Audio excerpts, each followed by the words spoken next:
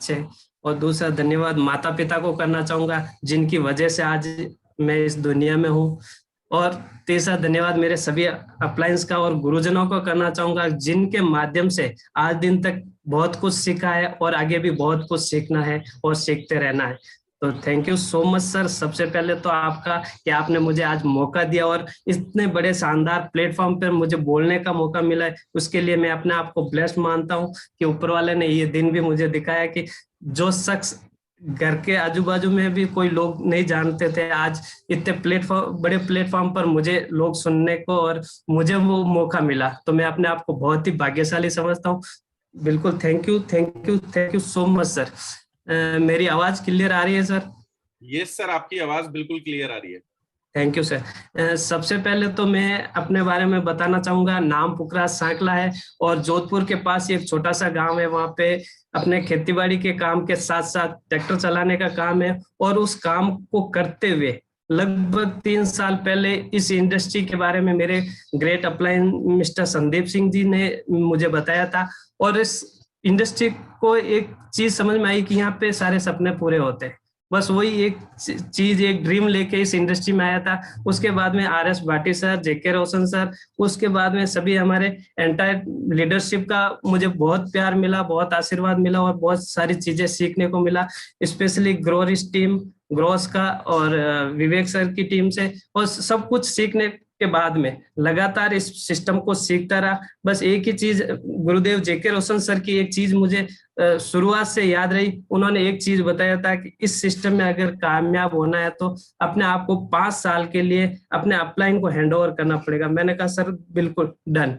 अगर शुरुआत की बात करूं तो इस सिस्टम में जब 3 साल पहले शुरुआत की थी, पहले महीने की इनकम 21 रुपए आई थी, मात्र 21 रुपए। हो सकता है बहुत सारे लोगों के लिए 21 रुपए बहुत कुछ नहीं होगा, लेकिन मेरे लिए एक बहुत बड़ी इनकम थी कि हजारों रुपए का सामान हम मार्केट से लेते आए थे। लेकिन 3 साल पहले 800 850 रुपए में ID ग्रीन करवा के 21 रुपए अकाउंट में आया, तो एक बहुत बड़ा खुशी हुई कि 800 रुपए का सामान खरीदने से अगर 21 रुपए खाते में आए तो इस बिजनेस से बहुत कुछ किया जा सकता है। तो 21 रुपए से सफर की शुरुआत हुई थी। हाईएस्ट इनकम मेरी 80,000 रुपए यहाँ से रही है। अभी डायमंड डायरेक्टर का लेवल है। और अचीवमेंट की अगर मैं बात करूं तो इस सिस्टम से मैं एक नेक्सा बलेनो गाड़ी में मेंटेन कर रहा हूं। और सबसे बड़ा अचीवमेंट जो मेरे खानदान का पहला अचीवमेंट रहा है वो है फॉरेन टूर। इस सिस्टम से मैंने एक फॉरेन टूर किया। ये मेरे लिए एक बहुत ही बड़े अचीवमेंट का काम किया मेरे लिए, क्योंकि ये सारी चीजें अगर मैं इस इंडस्ट्री में, इस प्लेटफॉर्म पे नहीं आता तो वो किसी भी सूरत पे होना नहीं था। तो बिल्कुल मैं अपने आप को सौभाग्यशाली मानता हूं और मेरी पूरी एंटायर टीम का धन्यवाद करना चाहता हूं कि उनकी वजह से, उनकी सपोर्ट और उनके लगातार सहयोग की वजह से आज पूरी टीम के साथ यहाँ तक पहुंचा हूं। तो thank you so much sir, आज आपने मुझे मौका दिया। तो मैं कुछ बेसिक चीजों पे बात करना चाहूंगा। हालांकि बहुत बड़ा मैं ट्रेनर तो नहीं रहा हूं, लेकिन जो चीजें यहाँ से सीखी है मैंने, उस पे मैंने फोकस किया। और शुरुआती दिनों में जिन लोगों को जिन चीजों की जरूरत होती है नेटवर्क मार्केटिंग में, तो उन चीजों के बारे में मैं बात करना चाहूंगा। तो बिल्कुल सर, मैं स्क्रीन शेयर कर सकता हूँ। Direct selling 9D formula complete workshop पर मैं बात करना चाहूंगा। 9D जो कि इस डायरेक्ट सेलिंग के लिए बहुत ही महत्वपूर्ण चीजें हैं। किसी भी डायरेक्ट सेलर के लिए जब वो इंडस्ट्री में शुरुआत करता है तो उसको बेसिक ट्रेनिंग की बहुत अधिक जरूरत होती है। 9D फॉर्मूला आपको डायरेक्ट सेलिंग या नेटवर्क मार्केटिंग से जुड़े बेसिक ट्रेनिंग के सारे सिद्धांत बताएगा। अब पहले D की बात करूंगा, ड्रेसअप। ड्रेसअप, जब भी कोई नया व्यक्ति डायरेक्ट सेलिंग बिजनेस में ज्वाइन करता है, वो इस दुनिया से पूरी तरीके से वाकिफ नहीं होता है, वो अपने पुराने वेशभूषा में रहता है। इसलिए हमें सबसे अधिक जरूरी होता है कि अपने हर डायरेक्ट सेलर को इसके बारे में सब कुछ बताया, यानी अच्छी तरीके से उनको तैयार करना है। क्योंकि ड्रेस ऐसा चीज है जो फर्स्ट इंप्रेशन को बढ़ाता है। इसलिए हमेशा अपनी टीम में सबको ये बात समझाना है कि कहीं भी रहें, हमेशा ड्रेसअप में रहें। जब कोई व्यक्ति वेल ड्रेस होता है तो उसके अंदर ज्यादा कॉन्फिडेंस दिखता है। कहते हैं first impression is last impression. Second D की बात करूंगा, डायरी। जब आप कोई भी प्रोफेशन में हो या कोई व्यक्ति हो तो आपके पास हमेशा एक डायरी होनी चाहिए। जब हमारे पास कोई डायरी होती है तो हम अपने सारे विचार लिख सकते हैं। हम प्रतिदिन कहीं ना कहीं किसी न किसी के माध्यम से कुछ न कुछ सीखते हैं, और जो कुछ सीखते हैं वो कुछ दिनों के बाद भूल भी जाते हैं। जब हमारे पास डायरी होती है तो हम अपनी डायरी में वो नोट कर लेते हैं, जो कि आने वाले समय में जब हम लीडर बनते हैं तो बहुत काम करेगा। इसलिए आप हमेशा अपने साथ में एक डायरी और अच्छा सा पेन जरूर रखें, ताकि आप अपने सभी ट्रेनिंग और वर्कशॉप को लिख सकें। तीसरे डी की बात करूंगा, डिसिप्लिन, अनुशासन। अनुशासन एक ऐसा चीज है जो किसी व्यक्ति को सबसे डिफरेंट बनाती है। विशेषकर जब हम सेल्स में हैं तो उस समय हमें औरों से अधिक अनुशासन रहना पड़ता है। जब हम खुद अनुशासन में होते हैं तो हमारी टीम भी उसको डुप्लीकेट करती है और वो भी अनुशासन बना कर रखती है। अनुशासन का मतलब ये है कि आप अपने मीटिंग सेमिनार में बनाए गए नियमों को फॉलो करें, अपने सारे सीनियर्स की हर बात माने और समझे। जब आप सीनियर की हर बात मानते हैं और समझते हैं तो अपनी आपकी डाउनलाइन भी वैसा ही करती है। इसलिए बहुत जरूरी है कि आप अनुशासन में रहें। चौथे डी की बात करूंगा, डॉक्यूमेंट। यदि हम डायरेक्ट सेलिंग इंडस्ट्री से हैं तो हमारे पास हमारी कंपनी का हर वो लीगल सर्टिफिकेट होना चाहिए, क्योंकि हर दिन हम कहीं ना कहीं फील्ड में जाते हैं और जिससे हमको बहुत सारे लोगों से डील करना होता है। कहीं ना कहीं ऐसे लोग मिल जाते हैं जो हमारे कंपनी के लीगल डॉक्यूमेंट मांगते हैं, बहुत सारे होते हैं ऐसे लोग। जब हमारे पास कंपनी के सारे लीगल डॉक्यूमेंट होते हैं तो हम पूरे विश्वास के साथ सामने वाले को कन्विंस कर पाते हैं। इसलिए जरूरी है कि आप कहीं भी जाए तो अपने साथ में कंपनी का लीगल डॉक्यूमेंट अपने साथ अवश्य लेकर जाए, ताकि आपको फील्ड में किसी प्रकार का कोई प्रॉब्लम ना आए। अपनी कंपनी के हर लीगल डॉक्यूमेंट के बारे में अपने हर एसोसिएट को भी जरूर बताएं। जो भी हमारे सर्टिफिकेट्स हैं वो उनकी कॉपी अगर हमारे पास में होगी तो बहुत अच्छा रहेगा। पांचवें डी की बात करूंगा, डिजायर, इच्छा। हम अपने जीवन में कौन कौन सी चीजें हासिल करनी है, इसकी इच्छा बनाकर रखनी पड़ेगी। जब हम किसी चीज की चाहत रखते हैं या इच्छा रखते हैं तो वो चीज बहुत जल्दी हमारे सामने होती है। विशेषकर डायरेक्ट सेलिंग इंडस्ट्री में या नेटवर्क मार्केटिंग इंडस्ट्री में हम अपने जीवन में क्या पाना है, हमें क्या पाना है, इसकी इच्छा बनाकर रखना बहुत जरूरी होता है। क्योंकि जब तक हमारी कोई इच्छा ही नहीं होगी तब तक हम किसी चीज को कैसे हासिल कर पाएंगे। इसलिए जरूरी है कि आप जीवन में जो कुछ पाना चाहते हैं उसकी एक मजबूत इच्छा होनी चाहिए। 6 नंबर डी यानी डुप्लीकेशन। डायरेक्ट सेलिंग या नेटवर्क मार्केटिंग इंडस्ट्री सबसे खूबसूरत बात ये है कि ये डुप्लीकेशन का बिजनेस है। यहाँ पर हम कोई भी काम करते हैं तो हमारी टीम में भी लोग हमें फॉलो करके वही काम करते हैं।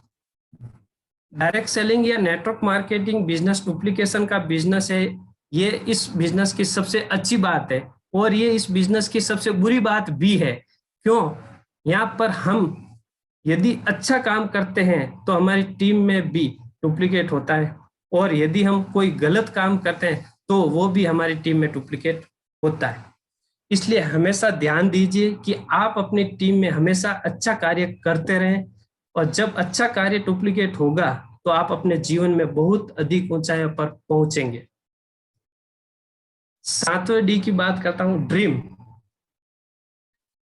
ऐसा बोला जाता है कि नेटवर्क मार्केटिंग इंडस्ट्री उन लोगों के लिए है जो लोग बड़े सपने देखना चाहते हैं और उनको पूरा करना चाहते हैं। क्योंकि नेटवर्क मार्केटिंग इंडस्ट्री एकमात्र ऐसी इंडस्ट्री है जहां पर आप जो सोचते हैं वो कर पाते हैं।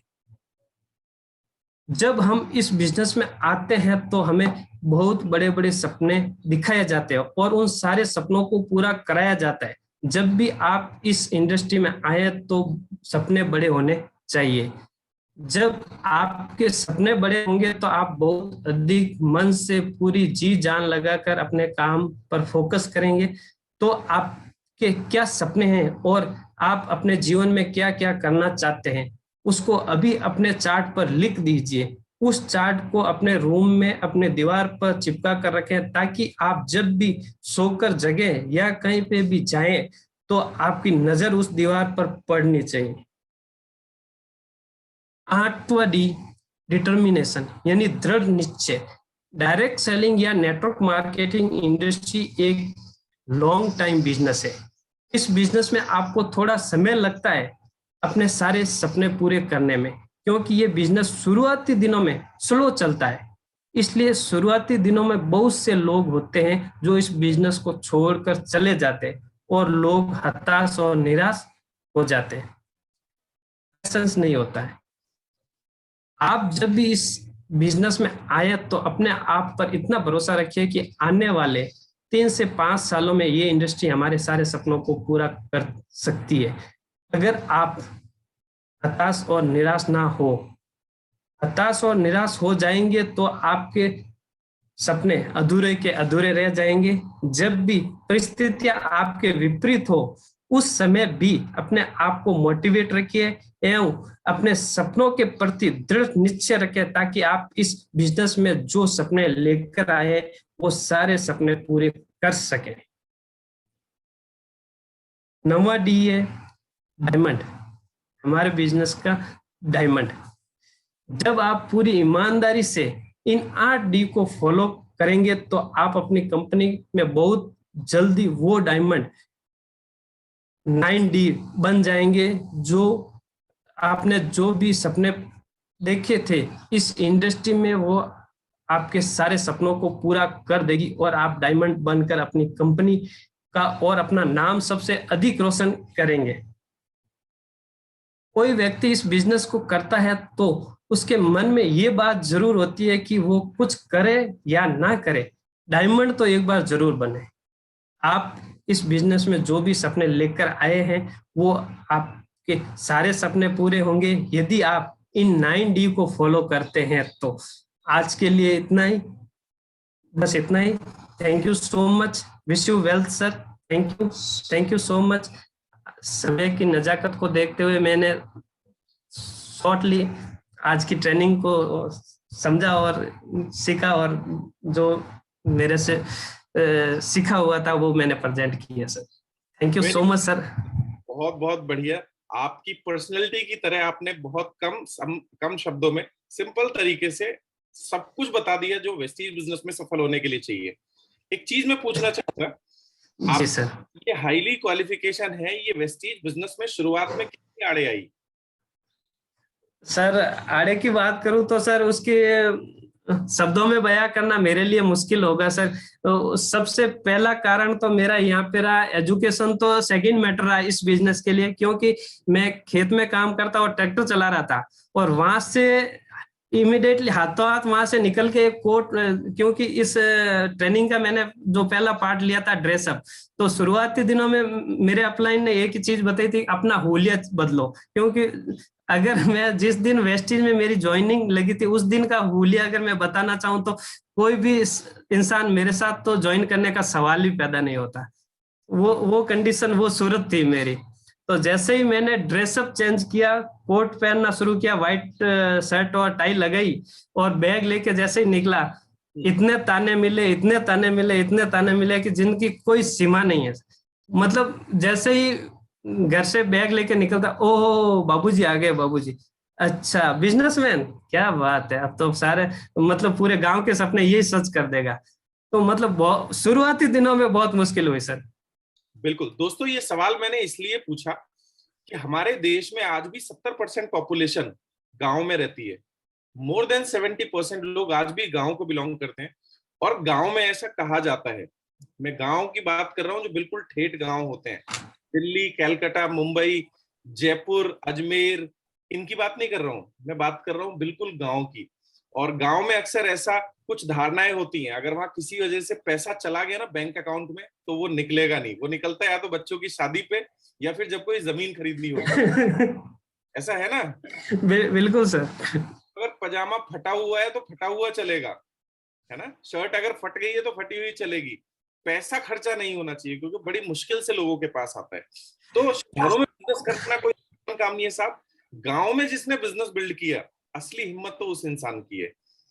सर हमारे गांव में एक कहावत भी है कि चमड़ी जाए पर दमड़ी नहीं जानी चाहिए, यानी शरीर खत्म हो जाए पर पैसा खत्म नहीं होना चाहिए। बिल्कुल। गांव के आदमी का पैसा बैंक से सिर्फ दो ही घटनाओं पे निकलता है, या तो परिवार में कोई शादी हो या फिर कोई जमीन खरीदनी हो। उसके अलावा पैसा निकाल के दिखा दो। हरी बीमारी में भी एक बार को ये सोच लेंगे, भगवान भरोसे अगर बच गया तो ठीक है, नहीं तो बैंक अकाउंट नहीं छेड़ते वो लोग।